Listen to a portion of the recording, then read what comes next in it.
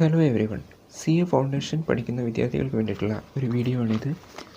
C A foundation എക്സാമിനേഷൻസിൻ്റെ അത്യാവശ്യമായിട്ടുള്ള ചില examination ടിപ്സുകളാണ് നമ്മൾ ഇതിലൂടെ ഡിസ്കസ് ചെയ്യാൻ പോകുന്നത്. നമുക്കറിയാവുന്ന പോലെ തന്നെ ചാർട്ടേഡ് അക്കൗണ്ടൻസി കോഴ്സിൻ്റെ ഫസ്റ്റ് ലെവലാണ് സി എ ഫൗണ്ടേഷൻ എന്ന് പറയുന്നത്.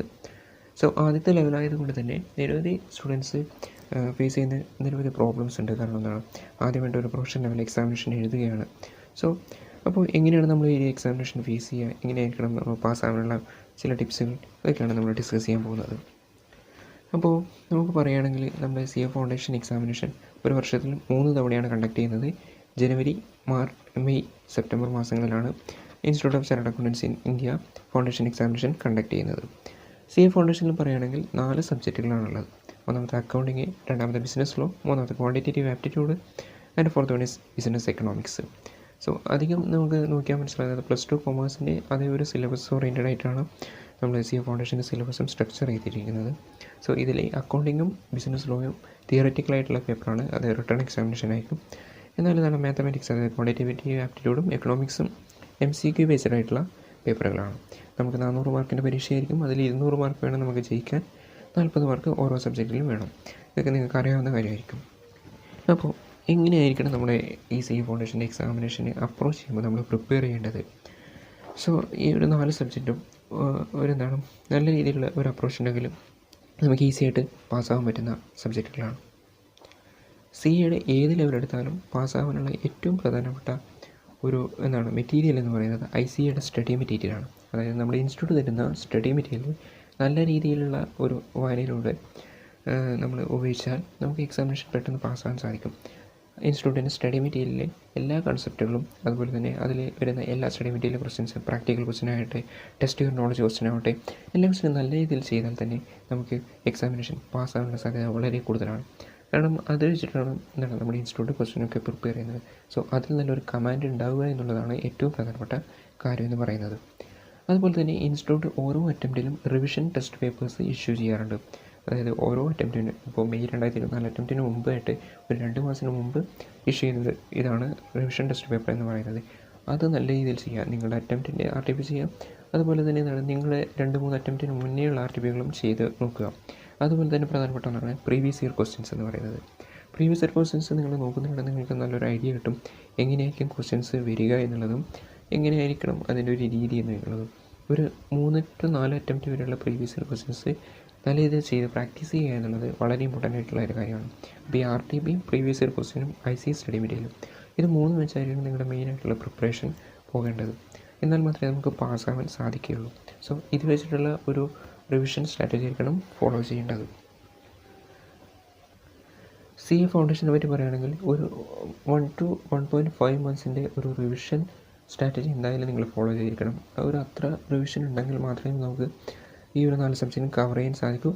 കാരണം അത്രത്തോളം കുറച്ച് വോളിയം ഉണ്ട്. സോ അത് തീർക്കാൻ പറ്റിയ ഒരു ടൈം പീരീഡ്, ഒരു 1-1.5 മാസം റിവിഷനായിട്ട് തന്നെ നിങ്ങൾ മാറ്റിവെക്കാൻ ശ്രദ്ധിക്കണം. അതായത് കോച്ചിങ് ഒക്കെ കഴിഞ്ഞതിന് ശേഷം ആ ഒരു ടൈമിൽ എല്ലാ സബ്ജക്റ്റും റിവിഷൻ ചെയ്യുക. അതുപോലെ തന്നെ മോക്ക് ടെസ്റ്റുകൾ അറ്റൻഡ് ചെയ്യാൻ ശ്രമിക്കുക. മോക്ക് ടെസ്റ്റുകൾ വളരെ ഇമ്പോർട്ടൻ്റ് ആണ്. കാരണം നിങ്ങൾ ആദ്യമായിട്ടൊരു എക്സാം എഴുതാൻ പോവുകയാണ്, ഒരു പ്രൊഫഷണൽ ലെവൽ എക്സാമിനേഷൻ. അപ്പോൾ എങ്ങനെയായിരിക്കണം, അതായത് പ്രധാനപ്പെട്ട അക്കൗണ്ട്സ് ലോ തുടങ്ങിയ സബ്ജക്റ്റുകൾ എന്നാണ് റിട്ടേൺ എക്സാമിനേഷനാണ്. അപ്പോൾ ഒരു ടൈം മാനേജ്മെൻറ്റ് ഇമ്പോർട്ടൻ്റ് ആണ്. അത് വെച്ചിട്ടൊക്കെ നിങ്ങൾ നല്ല രീതിയിൽ കിട്ടാൻ വേണ്ടിയിട്ട് നിങ്ങൾ മോക്ക് ടെസ്റ്റുകൾ അറ്റൻഡ് ചെയ്യുക. അതിൻ്റെ ഒരു 3 മണിക്കൂർ സമയത്ത് മോക്ക് ടെസ്റ്റുകൾ 100 മാർക്കിൻ്റെ ക്വസ്റ്റ്യൻ പേപ്പർ എടുത്ത് അറ്റൻഡ് ചെയ്യാൻ ശ്രമിക്കുക. അതുപോലെ തന്നെ ഈ MCQ ലെവൽ പേപ്പറായ എക്കണോമിക്സിനും മാത്തമാറ്റിക്സിനും മോക്ക് ടെസ്റ്റുകൾ വളരെ ഇമ്പോർട്ടൻ്റ് ആണ്. കാരണം ടൈമിൻ്റെ ഇഷ്യൂ വരാനുള്ള സാധ്യതയുണ്ട്. ഇനി നമുക്ക് ഓരോ സബ്ജക്റ്റ് വൈസായിട്ട് സ്ട്രാറ്റജി നോക്കിയാൽ എങ്ങനെയാണെന്ന് നോക്കാം. ആദ്യം വരുന്ന സബ്ജക്റ്റ് അക്കൗണ്ടിങ് ആണ്. അക്കൗണ്ടിങ്ങിനെ പറ്റി പറയുമ്പോൾ ഈ അക്കൗണ്ടിങ് എന്ന് പറയുന്നത് നിങ്ങൾ +1 +2 കൊമേഴ്സിൽ പഠിച്ച അക്കൗണ്ടിങ്ങിന് സെയിം ആയിട്ടുള്ള സിലബസാണ് നമ്മൾ സി എ ഫൗണ്ടേഷനിലുള്ളത്. കുറച്ചധികം ടോപ്പിക്സ് ഉണ്ടാവും, എന്നാലും ആൾമോസ്റ്റ് സെയിം ആണ്. സോ അക്കൗണ്ടിങ്ങിൽ ഏറ്റവും പ്രധാനപ്പെട്ടതായിട്ട് നിങ്ങൾക്ക് വേണ്ടത് കൺസെപ്ച്വൽ ക്ലാരിറ്റിയാണ്. അതായത് ഓരോ അക്കൗണ്ടിങ്ങിൻ്റെ കൺസെപ്റ്റ് പഠിക്കുമ്പോഴും അതിൽ നല്ലൊരു ഗ്രിപ്പ് ഉണ്ടാവേണ്ടത് അത്യാവശ്യമാണ്. എന്നാൽ മാത്രമേ നമുക്ക് പ്രാക്ടിക്കൽ ക്വസ്റ്റ്യൻസ് ചെയ്യാൻ പറ്റൂ. കാരണം ഡയറക്റ്റ് തിയറി ക്വസ്റ്റ്യൻസ് വരുന്നത് വളരെ കുറവാണ്. ഒരു 80 to 90% എന്തായിരിക്കും പ്രാക്ടിക്കൽ ന്യൂമറിക്കൽ ക്വസ്റ്റ്യൻസ് ആയിരിക്കും. അപ്പോൾ കൺസെപ്റ്റിലും അതിൻ്റെ ഫോർമാറ്റിങ്ങിലൊക്കെ നല്ല രീതിയിലുള്ള ഒരു കമാൻഡ് വേണം. അതിന് വേണ്ടിയിട്ട് ICA സ്റ്റഡി മെറ്റീരിയലിലെ എല്ലാ തരത്തിലുള്ള ക്വസ്റ്റ്യൻസ് ചെയ്യാം, RTP ക്വസ്റ്റ്യൻസൊക്കെ ചെയ്യാം. കാരണം മിക്കവാറും ക്വസ്റ്റ്യൻസും ഈ ICS സ്റ്റഡി മെറ്റീരിയൽ ക്വസ്റ്റ്യൻസ് ആയിരിക്കും എക്സാമിനേഷന് നിങ്ങൾക്ക് കിട്ടുന്നത്. ചെറിയ ചെറിയ മാറ്റങ്ങളുണ്ടാവും, എന്നാലും ആൾമോസ്റ്റ് സെയിം ക്വസ്റ്റ്യൻസ് ആയിരിക്കും കിട്ടുന്നത്. പക്ഷേ അത് ചെയ്യാൻ വേണ്ടിയിട്ട് നിങ്ങൾക്ക് നല്ല രീതിയിലുള്ള കൺസെപ്ച്വൽ അണ്ടർസ്റ്റാൻഡിങ് വേണം. അപ്പോൾ അത് ഡെവലപ്പ് ചെയ്യാനാണ് നിങ്ങൾ ശ്രമിക്കേണ്ടത്. നിങ്ങളുടെ കോച്ചിങ് ക്ലാസ്സിൻ്റെ ടൈമിലാണെങ്കിലും എന്തൊക്കെ ഡൗട്ട്സ് ഉണ്ടെങ്കിലും അതൊക്കെ തന്നെ ക്ലാരിഫൈ ചെയ്ത് ക്ലിയർ ആക്കാൻ ശ്രമിക്കുക. ഇനി രണ്ടാമത്തെ സബ്ജക്റ്റ് വരുന്നത് ബിസിനസ് ലോസ് ആണ്. ഈ ബിസിനസ് ലോവിനെ പറ്റി പറയുകയാണെങ്കിൽ ഇതായിരിക്കും മിക്കവാറും സ്റ്റുഡൻസിന് ഫേസ് ചെയ്യാൻ പോകുന്ന ഒരു ഡിഫിക്കൽട്ട് സബ്ജക്റ്റായിട്ട് തോന്നുന്നത്. കാരണം എന്താണ്, ഇത് ഒരു പുതിയ സബ്ജക്റ്റാണ്. കാരണം ഇത് കൊമേഴ്സ് എടുത്തവർക്കായാലും സയൻസ് എടുത്തവർക്കായാലും പുതിയൊരു സബ്ജക്റ്റാണ്. കാരണം നിയമമാണ്, ബിസിനസ് നിയമങ്ങളാണ്.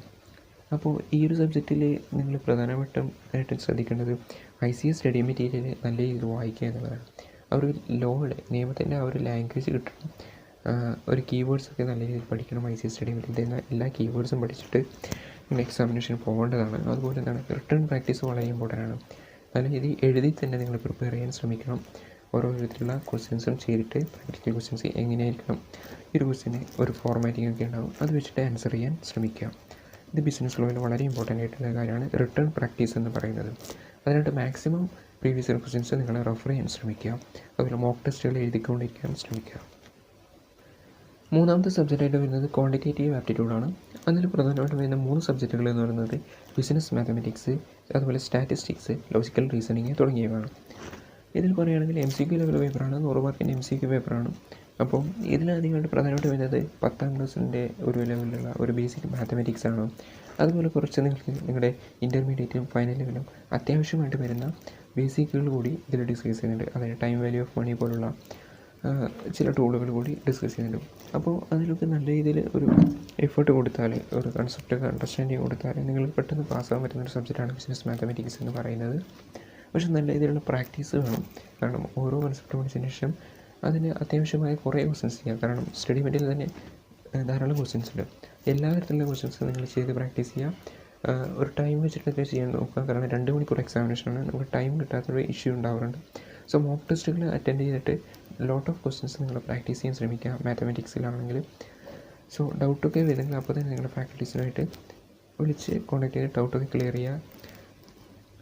നല്ല രീതിയിൽ പ്രിപ്പറേഷൻ നടത്തിയാൽ മാത്തമാറ്റിക്സ് അത്ര ബുദ്ധിമുട്ടുള്ളൊരു സബ്ജക്റ്റ് ആയിരിക്കില്ല ജയിക്കാൻ വേണ്ടിയിട്ട്. ബട്ട് വെരി ഇമ്പോർട്ടൻ്റ് ആയിട്ടുള്ളൊരു കാര്യം പ്രാക്ടീസാണ്. ധാരാളം മോക്ക് ടെസ്റ്റുകൾ എഴുതുക. ആ ഒരു നിങ്ങൾ OMR ഷീറ്റിൽ തന്നെ വെച്ചിട്ട് തന്നെ പ്രിപ്പയർ ചെയ്യാൻ ശ്രമിക്കുക. കാരണം അതാണ് മാത്സിൽ ഏറ്റവും ഇമ്പോർട്ടൻ്റ് ആയിട്ട് വരുന്നത്. ആ ഒരു ഗിവൺ ടൈം ഫ്രെയിമിൽ എക്സാമിനേഷൻ കംപ്ലീറ്റ് ചെയ്യുക, അങ്ങനെയുള്ള കാര്യങ്ങൾ നോക്കണം. അതുപോലെ എക്സാമിനേഷൻ എഴുതുമ്പോൾ നിങ്ങൾ പിന്നെ അത്രമാത്രം ഉറപ്പുള്ള ക്വസ്റ്റ്യൻസ് മാത്രം അറ്റൻഡ് ചെയ്യാൻ ശ്രമിക്കുക. കാരണം നെഗറ്റീവ് മാർക്കിംഗ് ഉണ്ട്. അപ്പോൾ നിങ്ങൾ 100% ഷുവർ ആയിട്ടുള്ള ക്വസ്റ്റ്യൻസ് മാത്രം അറ്റൻഡ് ചെയ്യുക. പിന്നെ ഇതിൽ ഏറ്റവും പ്രധാനപ്പെട്ട ഒരു കാര്യം എന്ന് പറയുന്നത് MCQ എക്സാമിനേഷൻ ആകുമ്പോൾ നിങ്ങൾ ഓപ്ഷൻ എലിമിനേഷൻ മെത്തേഡ് ഉപയോഗിക്കുന്നത് വളരെ നന്നായിരിക്കും. അപ്പോൾ 4 ഓപ്ഷനുകളായിരിക്കും നിങ്ങൾക്ക് നൽകുന്നത്. അപ്പോൾ തെറ്റായ 3 ഓപ്ഷൻ കണ്ടെത്തി എലിമിനേറ്റ് ചെയ്യുക എന്നുള്ള മെത്തേഡ് കൂടി നിങ്ങൾക്ക് ഇതിൽ ഇംപ്ലിമെൻറ്റ് ചെയ്യാവുന്നതാണ്. അങ്ങനെ നിങ്ങൾക്ക് കറക്റ്റ് ആൻസർ കണ്ടുപിടിക്കാൻ പറ്റുന്നതാണ്. ഇനി 4ാമത്തെ സബ്ജക്റ്റ് ബിസിനസ് എക്കണോമിക്സ്. ഫൗണ്ടേഷനിൽ ഏറ്റവും സിമ്പിളായിട്ട് വരുന്ന ഒരു സബ്ജക്റ്റാണ് ബിസിനസ് എക്കണോമിക്സ് എന്ന് പറയുന്നത്. കാരണം +2 ലെവലിൽ ഉള്ള ഒരു എക്കണോമിക്സാണ് നമുക്ക് വരുന്നത്. മൈക്രോ എക്കണോമിക്സ് ഉണ്ട്, മൈക്രോ എക്കണോമിക്സ് കൂടിയുണ്ട്. അപ്പോൾ ഇതിനെപ്പറ്റി പറയുകയാണെങ്കിൽ ഇതിലത്ര കോംപ്ലക്സ് ആയിട്ടുള്ള ക്വസ്റ്റ്യൻസ് ഒന്നും വരാറില്ല. കാരണം ആൾമോസ്റ്റ് ഡയറക്റ്റ് ആയിട്ടുള്ള ക്വസ്റ്റ്യൻസ് ആയിരിക്കും വരിക. നിങ്ങൾ സ്റ്റഡി മെറ്റീരിയൽ എല്ലാ കൺസെപ്റ്റും നല്ല രീതിയിൽ വായിച്ചാൽ വളരെ സിമ്പിളായിട്ട് നിങ്ങൾക്ക് 80 മുതൽ 90 വരെ മാർക്ക് സ്കോർ ചെയ്യാൻ പറ്റുന്ന ക്വസ്റ്റ്യനാണ് പേപ്പറാണ് ഇതെന്ന് പറയുന്നത്. നിങ്ങളുടെ അഗ്രിഗേറ്റ്, അതായത് 200 മാർക്ക് അഗ്രിഗേറ്റിന് പെട്ടെന്ന് അഗ്രിഗേറ്റ് ഉണ്ടാക്കാൻ പറ്റുന്ന ഒരു സബ്ജക്റ്റ് എക്കണോമിക്സ് ആണ്. കാരണം ഇത് നല്ല രീതിയിൽ നിങ്ങൾക്ക് സ്കോർ ചെയ്യാൻ പറ്റും. പക്ഷേ നിങ്ങൾ വേണ്ടത് നല്ല രീതിയിൽ ICS സ്റ്റഡി മെറ്റീരിയൽ വായിക്കുക, എല്ലാ പോർഷൻസും കവർ ചെയ്യാൻ ശ്രമിക്കുക. കാരണം ഏത് കോർണറിൽ നിന്ന് വേണമെങ്കിലും ക്വസ്റ്റ്യൻസ് ചോദിക്കാൻ സാധ്യതയുണ്ട്. അപ്പോൾ എല്ലാ പോർഷൻസും നല്ല രീതിയിൽ വായിക്കാം. ഓരോ ആൾക്കാർ പേരൊക്കെ ഉണ്ടാവും, ഇൻവെൻഷൻസിൻ്റെ ഒക്കെ. അപ്പോൾ അതൊക്കെ നല്ല രീതിയിൽ വായിക്കുക. കറണ്ട് അഫയേഴ്സിൻ്റെ ക്വസ്റ്റ്യൻസൊക്കെ ഉണ്ടാവും, അതൊക്കെ അപ്ഡേറ്റ് ചെയ്യുക. അമെൻമെൻറ്റ്സ് ഉണ്ടാവും, അതൊക്കെ നല്ല രീതിയിൽ നോക്കി വെക്കുക. ഇതൊക്കെയാണ് ചെയ്യേണ്ടത്. കുറച്ചൊക്കെ പ്രീവിയസ് ഇയർ ക്വസ്റ്റ്യൻസ് റെഫർ ചെയ്യുക. പറ്റുന്നത്ര എല്ലാ ക്വസ്റ്റ്യൻസും സ്കാനറൊക്കെ ഉണ്ടെങ്കിൽ പറ്റുന്നത്ര പ്രീവിയസ് ഇയർ ക്വസ്റ്റ്യൻസ് നോക്കുക. കാരണം പ്രീവിയസ് ഇയർ ക്വസ്റ്റ്യൻസ് കുറേ ഇതിൽ റിപ്പീറ്റ് ചെയ്യുന്നുണ്ട് ബിസിനസ് എക്കണോമിക്സിൽ. അപ്പോൾ കുറേ ക്വസ്റ്റ്യൻസ് ചെയ്ത് പ്രാക്ടീസ് ചെയ്യുക. സ്റ്റഡി മെറ്റീരിയലാണ് ഏറ്റവും ഇമ്പോർട്ടൻ്റ് എന്ന് പറയുന്നത് എക്കണോമിക്സിൽ. സ്റ്റഡി മെറ്റീരിയൽ അത്യാവശ്യം പറ്റുന്നത്ര ഒരു 3 തൊട്ട് 4 തവണ വരെ റിവൈസ് ചെയ്താൽ നിങ്ങൾക്ക് എന്തായാലും 80 മാർക്കിൽ കൂടുതൽ സ്കോർ ചെയ്യാൻ പറ്റുന്ന ഒരു സബ്ജക്റ്റാണ് എക്കണോമിക്സ് എന്ന് പറയുന്നത്. സോ ഇത്രയൊക്കെ കാര്യങ്ങളാണ് ഈ 4 സബ്ജക്റ്റിനെ പറ്റി പറയുന്നത്. അക്കൗണ്ട്സും ലോയും മാത്തമാറ്റിക്സും അതുപോലെ എക്കണോമിക്സും. സോ നല്ല രീതിയിലുള്ള ഒരു സ്ട്രാറ്റജി ഫോളോ ചെയ്താൽ നിങ്ങൾക്ക് ഫസ്റ്റ് അറ്റംപ്റ്റിൽ തന്നെ നല്ലൊരു മാർക്കോട് കൂടി CA ഫൗണ്ടേഷൻ പാസ്സാവാൻ സാധിക്കുന്നതാണ്. ഞാൻ നേരത്തെ പറഞ്ഞ പോലെ തന്നെ കുറച്ച് ഡിഫിക്കൽട്ടായിട്ട് വരുന്നൊരു സബ്ജക്റ്റ് ബിസിനസ് ലോ ആണ്. കാരണം നിങ്ങൾ പേപ്പർ നമ്പർ 2 ആദ്യമായിട്ടാണ് നിങ്ങൾ അറ്റൻഡ് ചെയ്യുന്നത്, അല്ലെങ്കിൽ ആദ്യമായിട്ടാണ് നിങ്ങൾ പഠിക്കുന്നത് ഇങ്ങനൊരു സബ്ജക്റ്റ്. ബാക്കി 3 സബ്ജക്റ്റ് നിങ്ങൾ എവിടെയെങ്കിലുമായിട്ട് നിങ്ങൾ +1 +2 പഠിച്ച സബ്ജക്റ്റുകളായിരിക്കും. അപ്പോൾ ബിസിനസ് ലോയിൽ നിങ്ങൾ നല്ല രീതിയിലൊന്ന് കുറച്ചുകൂടി എഫേർട്ട് കൊടുത്താൽ നല്ല മാർക്ക് സ്കോർ ചെയ്യാൻ പറ്റുന്നതാണ്. നല്ല രീതിയിൽ പ്രസൻറ്റേഷൻ സ്റ്റൈലുകൾ, അതുപോലെ തന്നെ എന്താണ് സ്റ്റഡി മെറ്റീരിയൽ, എല്ലാ കീവേഡ്സൊക്കെ പഠിക്കുക, ഇങ്ങനെയുള്ള കാര്യങ്ങളൊക്കെ ഫോക്കസ് ചെയ്താൽ ബിസിനസ് ലോയിൽ കൂടി നമുക്ക് ഈസി ആയിട്ട് പാസ്സാകാൻ പറ്റുന്നതാണ്. സോ ബാക്കി സബ്ജക്റ്റും അതുപോലെ തന്നെയാണ് വരുന്നത്. സോ ഇപ്പോൾ നമ്മുടെ ഇൻസ്റ്റിറ്റ്യൂട്ട് ഓഫ് ചാർട്ടേഡ് അക്കൗണ്ടൻസി പിന്നീട് CA ഫൗണ്ടേഷൻ എന്ന് പറയുന്നത് കുറച്ചും കൂടി ടഫ്നെസ് ഇൻക്രീസ് ചെയ്തിട്ടുണ്ട്. അപ്പോൾ അതിനനുസരിച്ച് നമ്മൾ പ്രിപ്പയർ ചെയ്താൽ മാത്രമേ നമുക്കിതാണ് പാസ്സാവാൻ സാധിക്കുകയുള്ളൂ. അപ്പോൾ നല്ല രീതിയിലുള്ള സ്ട്രാറ്റജി ഫോളോ ചെയ്യുക, അത് വെച്ചിട്ട് പഠിക്കാൻ ശ്രമിക്കുക. എല്ലാ ഒരു 1 തൊട്ട് 2 മാസം വരെയുള്ള റിവിഷൻ സ്ട്രാറ്റജി നിങ്ങൾ പ്ലാൻ ചെയ്ത് വെക്കുക. അതനുസരിച്ചിട്ട് ഓരോ സബ്ജക്റ്റും ഒരു 2 തൊട്ട് 3 തവണ വരെ റിവൈസ് ചെയ്യാൻ ശ്രമിക്കുക. മോക്ക് ടെസ്റ്റുകൾ അറ്റൻഡ് ചെയ്യാം. എന്നാലും നിങ്ങൾക്ക് പാസ്സാവാൻ സാധിക്കുന്നതാണ് ഈ ഒരു അപ്രോച്ച് വഴി. അപ്പോൾ വീഡിയോ ഇഷ്ടമായെങ്കിൽ നിങ്ങളുടെ ഫ്രണ്ട്സിന് കൂടി ഷെയർ ചെയ്യുക. ചാനലുകൾക്ക് സബ്സ്ക്രൈബ് ചെയ്യാൻ ശ്രമിക്കുക. ഇനിയും ഇതുപോലുള്ള വീഡിയോകൾ നമ്മൾ അപ്ലോഡ് ചെയ്യുന്നതായിരിക്കും. ഓരോ സബ്ജക്റ്റിനായിട്ട് സ്ട്രാറ്റജിയും അതുപോലെ റിവിഷൻ ക്ലാസ്സസ് കൂടി നമ്മൾ അപ്ലോഡ് ചെയ്യുന്നുണ്ട്. സോ അതിനായിട്ട് നിങ്ങൾ നോട്ടിഫിക്കേഷനൊക്കെ ഓണാക്കി വെക്കാൻ ശ്രമിക്കുക. Okay, thank you.